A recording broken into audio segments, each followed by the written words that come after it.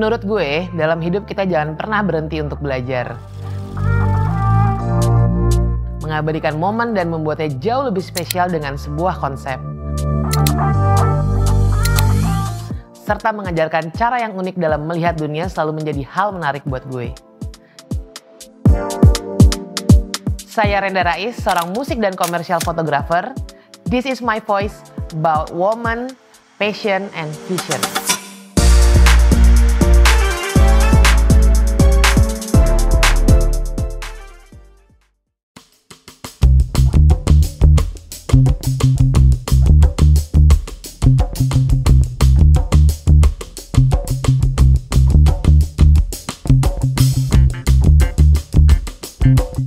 Kenapa memilih profesi yang ditekuni saat ini? Sebenarnya ini berawal dari passion.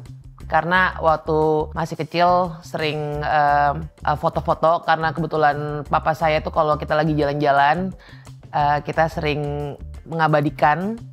Jadi waktu momen-momen masa kecil saya emang banyak banget foto yang udah dihasilkan sama papa saya. Dan akhirnya jadinya senang untuk foto-foto itu sendiri. Jadi pada awalnya itu gue lulus sebagai mahasiswa desain produk, tapi di tahun kedua itu udah mulai terdistraksi sama fotografi karena emang dari SD emang gue udah suka foto dan di SMA itu gue tergabung di dalam fotografi club di sekolah gue namanya Stivok SMA 3 Fotografi Club. Gue lebih menyukai menjadi fotografer. Jadi setelah lulus kuliah, gue menjadi asisten fotografer dan sampai hari ini akhirnya menjadi seorang fotografer.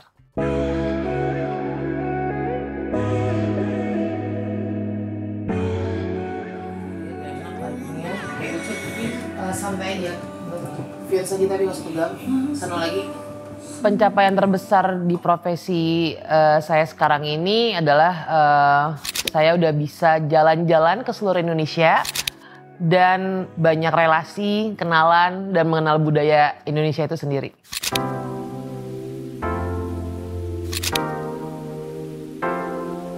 Sebenarnya karena sangat menikmati pekerjaan yang dilakuin, makanya kita bilang kenapa kita harus bekerja sesuai passion. Jadi kita tidak menganggap pekerjaan itu adalah sebuah pekerjaan. Jadi kita nganggapnya kayak ya udah kayak kita lagi main-main aja dan juga kita kerja bareng orang-orang, surrounding yang menyenangkan, terus juga semuanya temen, seneng aja sih ngerjain kerjaan-kerjaan yang emang sesuai passion.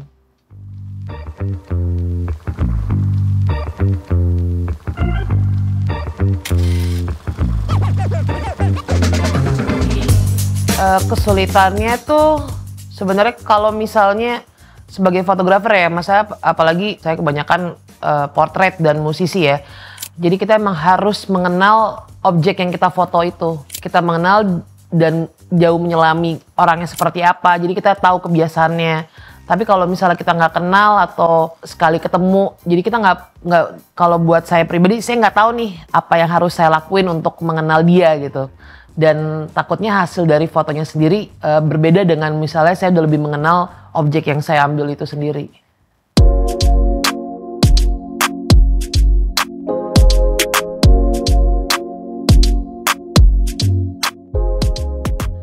Basically tuh gue anaknya sering jalan-jalan. Nah dari jalan-jalan tersebut tuh gue banyak banget menemukan inspirasi-inspirasi yang bisa gue tuangkan dalam hasil foto gue. Dan juga gue suka baca. Emang dari kecil gue tuh suka baca, apalagi kayak misalnya baca komik atau buku-buku biografi. Nah dari situ juga gue mendapatkan banyak inspirasi untuk membuat sebuah foto portrait. Gue bisa aja tiba-tiba baca buku arsitektur atau buku-buku lainnya. Atau gue datang ke sebuah pameran karya, di situ gue bisa ngelihat karya-karya lain selain karya foto. Dan gue bisa mengimajinasikan gimana ya gue bisa buat foto dari karya-karya yang udah pernah gue lihat tersebut. Biasanya kalau kita membaca sebuah buku, nah di situ tuh ini kan bukan video atau film kan. Kalau film kan kita udah lihat imajinasi di depan mata kita. Nah kalau membaca sebuah buku kan kita di kepala kita tuh ada seperti kayak potongan-potongan film dan imajinasinya jadi lebih besar gitu kan. Nah disitulah kayak apa sih yang perlu dikembangin lagi dari ini, dari apa yang gue baca, dari apa yang gue lihat pada saat itu. Bacaan-bacaan yang masih sering gue baca sampai hari ini itu adalah buku komik pasti. Dan kedua buku-buku arsitektur dan juga buku perjalanan. Maksudnya buku perjalanan tuh kayak tempat-tempat wisata ataupun sebenarnya kuliner gue juga suka sih. Dan kadang-kadang itu juga menjadi sebuah inspirasi untuk gue membuat karya. Cara aku untuk tetap curious dan tidak berhenti untuk berkembang dalam profesi yang aku jalanin adalah tetap up to date aja sih sama keadaan sekitar gitu. Maksudnya kayak kalau misalnya orang-orang ngelihat gue senang bergaul, nah itu sebenarnya di mana gue mencari inspirasi baru dan gue mengembangkan apa yang gue punya. Karena kita tetap harus up to date dengan keadaan sekarang ini gitu.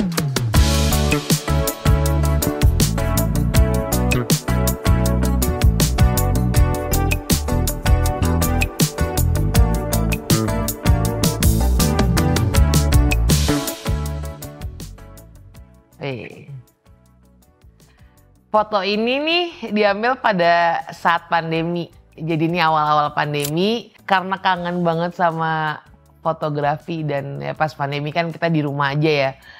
Terus lagi trennya nih foto virtual photoshoot. Dan di sini gue ngajak teman-teman musisi karena emang profesi sebagai music photographer untuk photoshoot virtual. Nah ini masa-masa yang lucu aja sih bisa virtual foto gini. Cuma kalau ditanya mau ulang lagi nggak mau banget. Tapi ini cukup mengobati teman-teman penggemar dari musisi-musisi tersebut. Dan itu juga banyak yang DM ke gue. Mereka seneng karena ada foto virtual ini. Oh ada foto lagi photoshoot behind the scene. Nah sedikit cerita emang kebetulan kalau lagi pada saat proses photoshoot itu sendiri, gue tuh jarang banget ada BTS kan, kalau orang sering bikin BTS kan. Nah mungkin karena udah sibuk di kerjaan itu sendiri, jadi kita juga lupa untuk membuat BTS. Bukannya pelit nggak mau ngasih tahu photoshootnya, tapi kadang-kadang juga ada beberapa photoshoot yang konfidensial sehingga kita juga nggak bisa membuat BTS foto-foto tersebut gitu. Cuma beberapa kali kita juga ngepost kalau foto-foto BTS karena kadang-kadang orang nanya lu kerja apa sih, kok nggak pernah kelihatan kerja. Ya udah nih akhirnya kita foto deh biar orang-orang pada tahu oh nih kerjaannya jadi begini gitu. Nah ini foto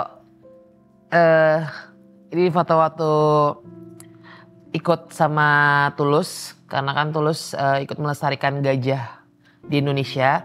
Ini letaknya di Tesonilo. Sorry gue agak sedih karena ini fotonya Rahmat. Si Rahmat ini sendiri dia meninggal karena dibunuh. Jadi gajah ini dia menghalangi gajah-gajah liar yang masuk ke perumahan. Jadi pada saat kita ke Tesonilo di tengah hutan tuh lo bisa menemui mereka. Jadi si gajah-gajah ini tersebut dilepas tapi mereka tetap dalam pantauan taman Tesonilo itu juga gitu. Ya pada saat gajah Rahmat ini nggak ada itu sedihnya sedih banget karena gadingnya dia diambil sama para pemburu untuk dijualnya. Itu gue waktu pas dikabarin gila sih sedihnya parah banget.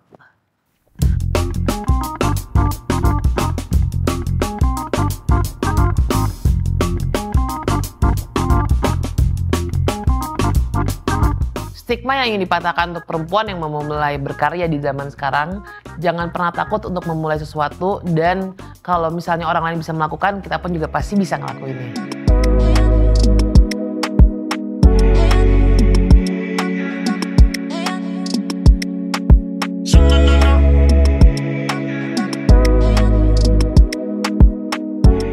Pesan dan harapan gue untuk seluruh perempuan di luar sana, jangan pernah berhenti belajar.